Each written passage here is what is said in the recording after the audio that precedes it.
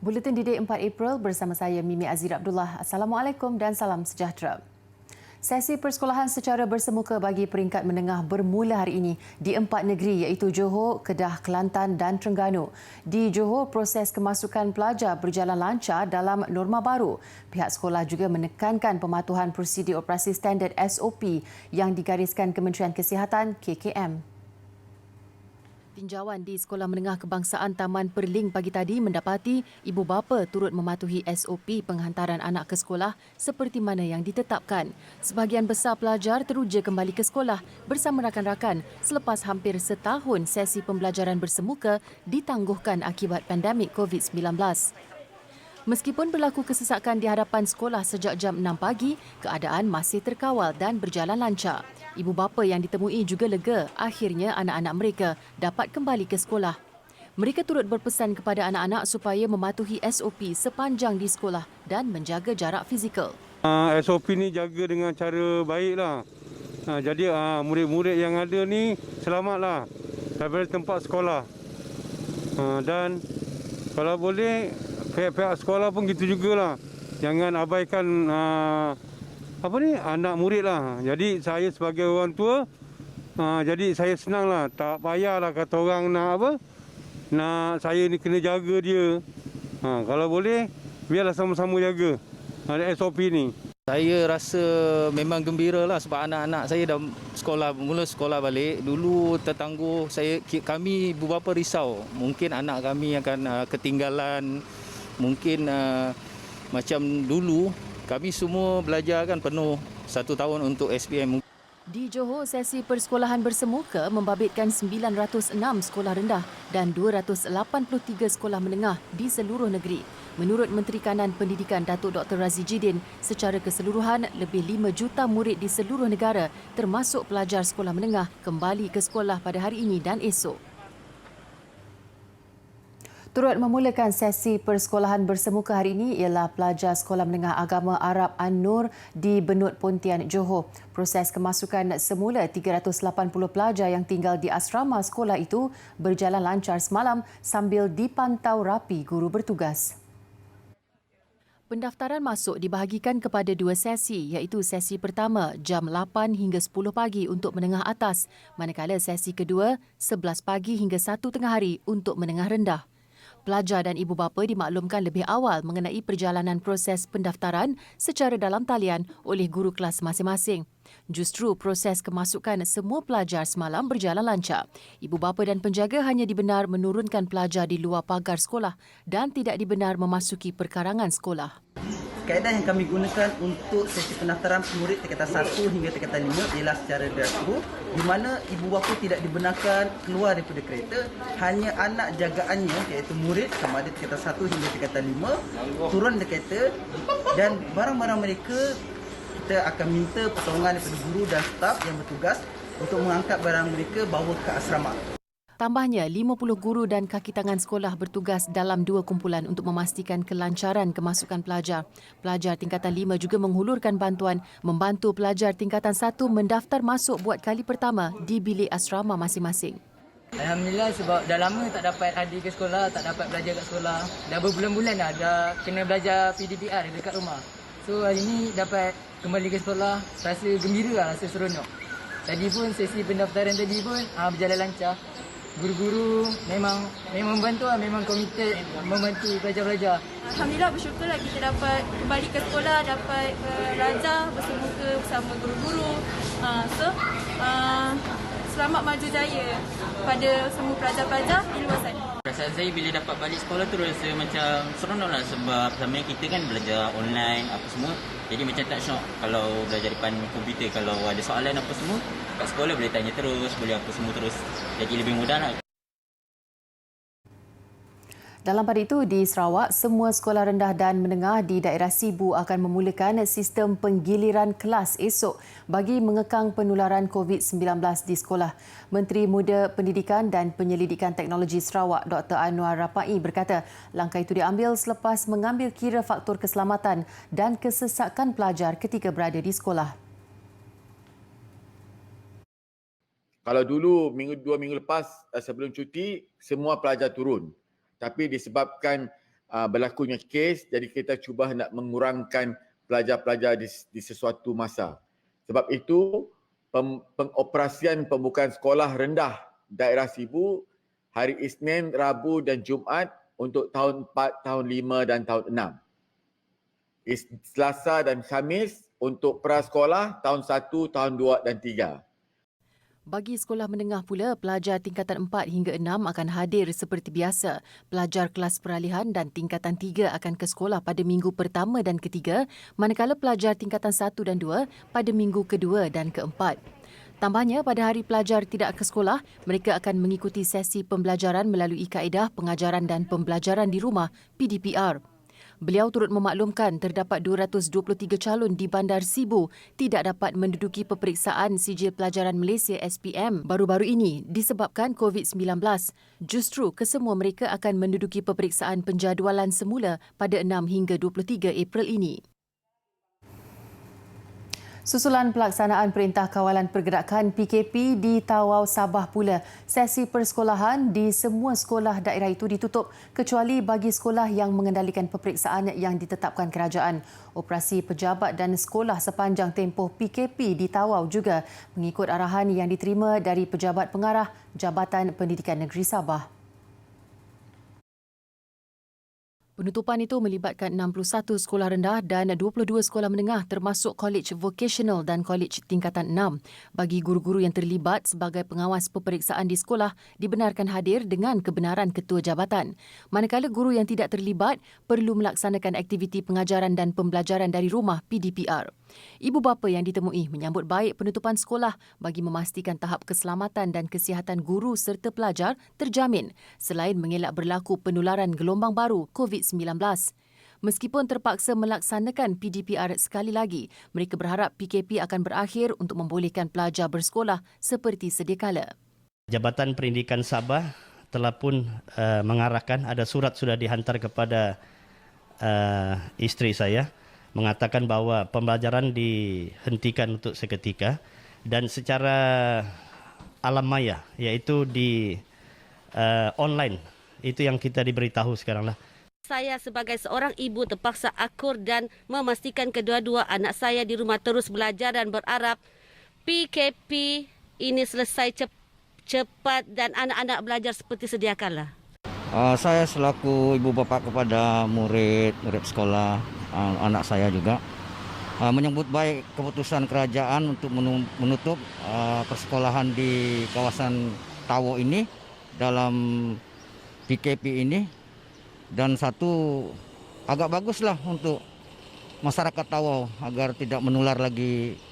Penutupan sekolah di daerah Tawau melibatkan lebih 40,000 pelajar sekolah rendah dan menengah. Bagaimanapun arahan itu tidak terhad kepada pejabat pendidikan daerah dan pejabat sekolah yang dikategorikan sebagai perkhidmatan perlu dan tetap beroperasi dengan kehadiran pegawai pengurusan tertinggi. Bagi kumpulan pengurusan selain pengurusan tertinggi dan anggota pelaksana AKP boleh digilirkan bertugas mengikut keperluan sebenar. Kelaporan seterusnya, bercita-cita untuk menjadi guru bahasa Arab tentunya memerlukan penguasaan bahasa yang tinggi sama ada daripada segi penulisan mahupun pertuturan. Bermula dengan minat, pelajar lepasan SPM Siti Nur Syamimi Lamsudi mengambil keputusan untuk melanjutkan pelajaran dalam asasi bahasa Arab. Remaja berasal dari Kudat, Sabah ini bercita-cita menjadi seorang pendidik sejak sekolah rendah. Dibesarkan dalam keluarga yang mempunyai latar belakang guru, Siti Nur Syamimi turut mengambil bahasa Arab dalam peperiksaan SPM baru-baru ini. Pengajaran berkesan daripada gurunya di kelas telah membuka minat bekas pelajar Sekolah Menengah Kebangsaan Agama Kota Kinabalu ini untuk mendalami bahasa berkenaan. Bahasa Arab bukanlah bahasa yang mudah bagi kita sebagai salah seorang warga Malaysia yang menggunakan bahasa Melayu sebagai bahasa pengantar. Maka melalui pengalaman saya telah menjadikan guru-guru saya di sekolah menengah sebagai idola saya kerana mereka menggunakan cara yang sangat efektif dan berkesan untuk mengajar kami lebih memahami bahasa ini. Mahu meneruskan dengan apa yang diminati, Siti Nur Syamimi nekat untuk melanjutkan pengajian selama 2 tahun dalam bidang pembelajaran bahasa Arab. Dia juga yakin dengan masa depan dan peluang yang cerah melalui kursus pilihannya kerana tidak ramai yang mengambil bahasa Arab sebagai teras pengajian. Selepas mengikuti program-program Hala 7, mendengar nasihat daripada kaunseling dan sokongan daripada ibu bapa, saya telah memilih untuk sambung pembelajaran saya ke bidang bahasa, iaitu saya memilih untuk mengambil asasi bahasa Arab. Dan melalui carian saya di media Google, saya mendapati bahawa salah satu universiti yang menawarkan asasi bahasa Arab adalah Universiti Islam Antarabangsa.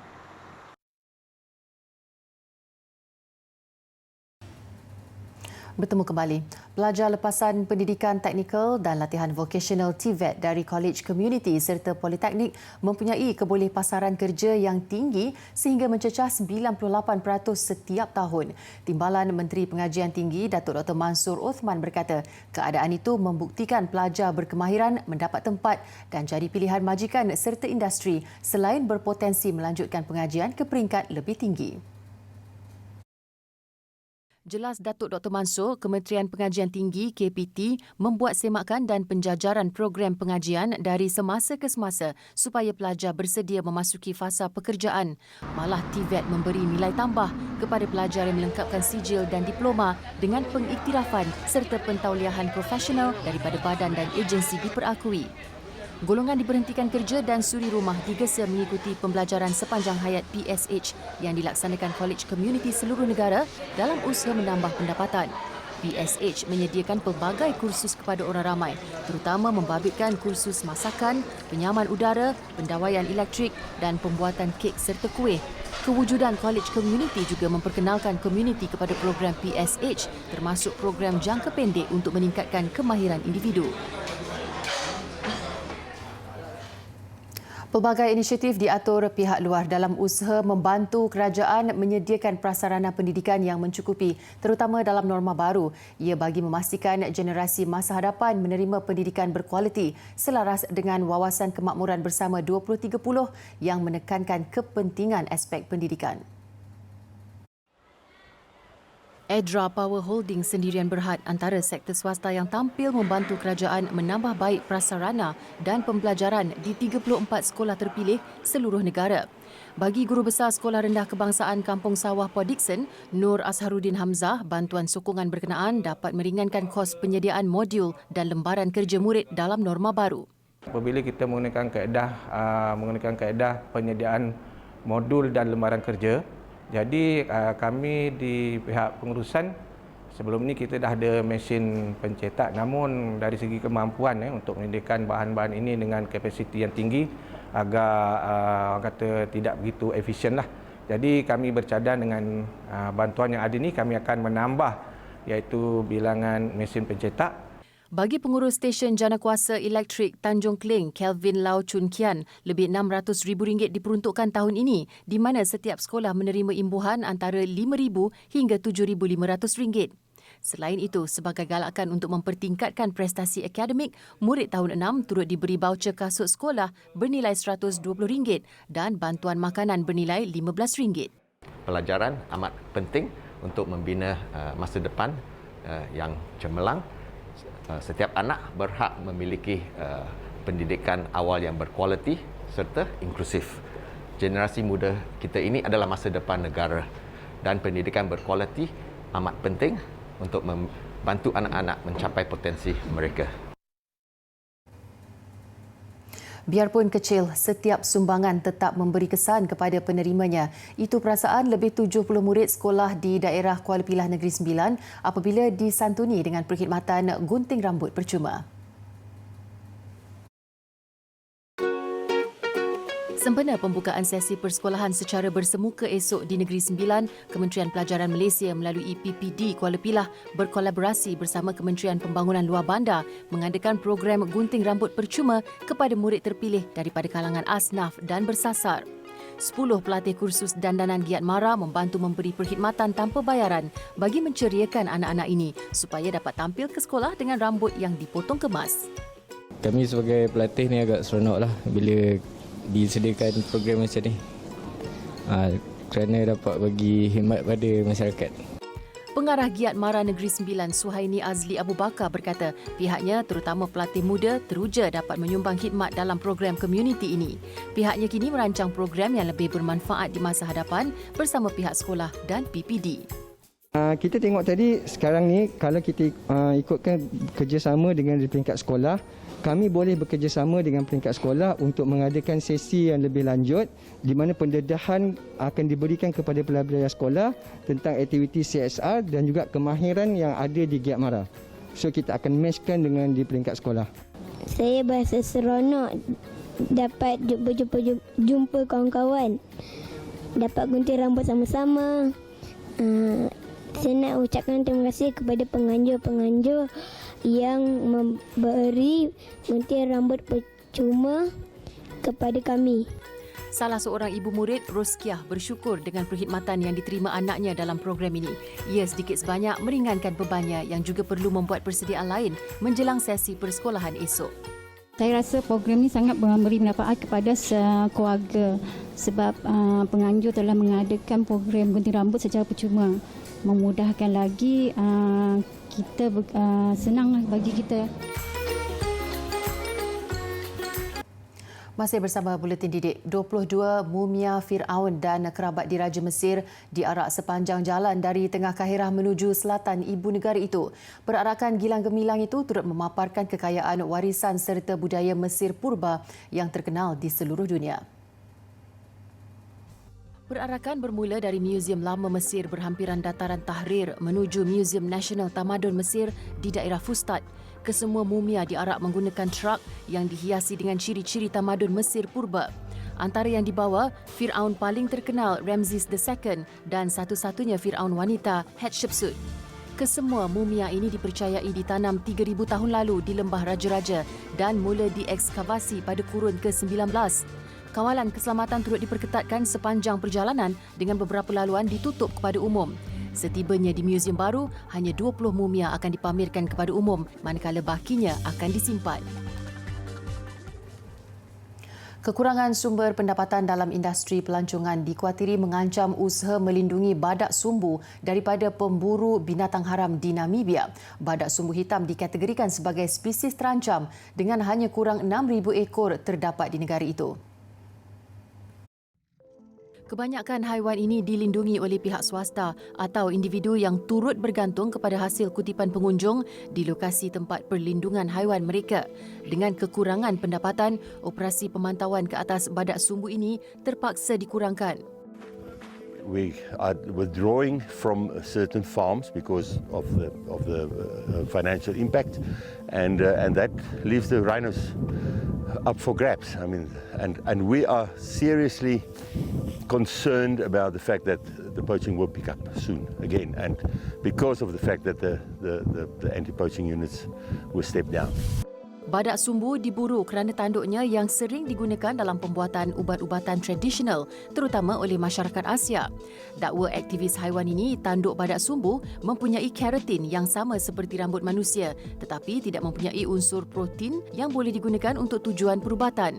Anggapan salah itu katanya menyebabkan harga tanduk badak sumbu melonjak sehingga $60,000 atau lebih RM240,000 sekilogram di pasaran gelap. Baiklah, buah oren pahit biasanya jarang dimakan begitu saja. Di Sevilla, Spanyol, ada kalanya buah dari 50,000 pokok oren pahit dibiarkan berguguran. Namun tidak bagi buah oren di salah sebuah istana tertua di dunia, iaitu Royal Alcazar yang dibina pada abad ke-12. Buah-buah di sini dipetik khas untuk dimasak bagi santapan Ratu Elizabeth di England. Di tanah istana berkeluasan 0.7 hektar ini, terdapat kira-kira lebih 1,000 pokok oren. Ada di antaranya dikatakan berusia lebih 1,000 tahun. Di sini, buah-buahan dipetik dan diberikan kepada Duta Britain ke Spanyol, Hugh Elliot. Lebih manis, ia dimasak sendiri oleh Elliot menggunakan resepi tradisi keluarganya untuk dijadikan jam marmalade. sin duda el Reino Unido, Francia, son países que tienen y mandan muchos visitantes a España y a Sevilla en concreto, y de alguna manera lo que hacemos es conectar los sabores, sus gustos, las experiencias que viven cuando vienen a visitarnos también con lo que hacen cada día, por ejemplo desayunar con mermelada. Jam ini kemudian dibotolkan sebagai hadiah kepada Ratu Elizabeth.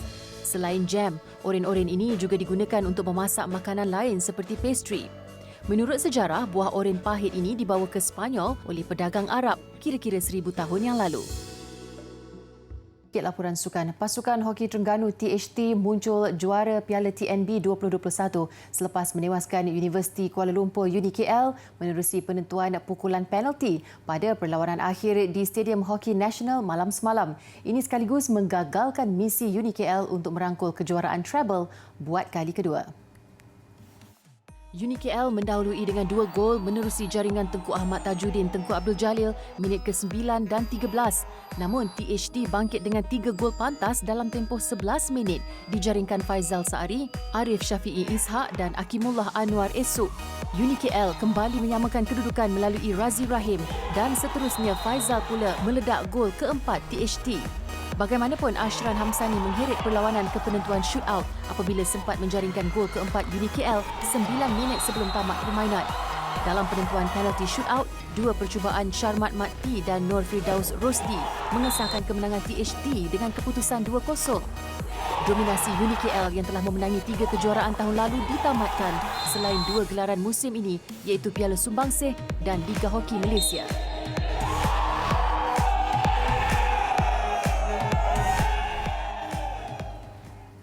Filem Godzilla vs. Kong terus meraih kutipan jualan tiket memberangsangkan selepas mencatat hampir $28 juta setakat 3 hari tayangan di Amerika Syarikat.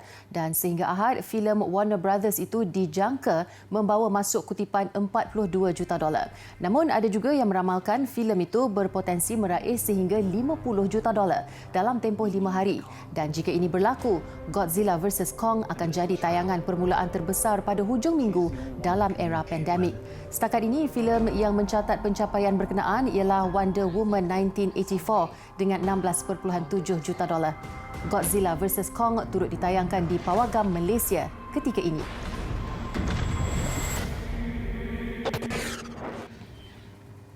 Persembahan angklung daripada 1,500 petugas kesihatan dan pesakit COVID-19 di Jakarta, Indonesia mengakhiri buletin didik malam ini. Saya Mimi Azira Abdullah, salam hormat dan selamat malam.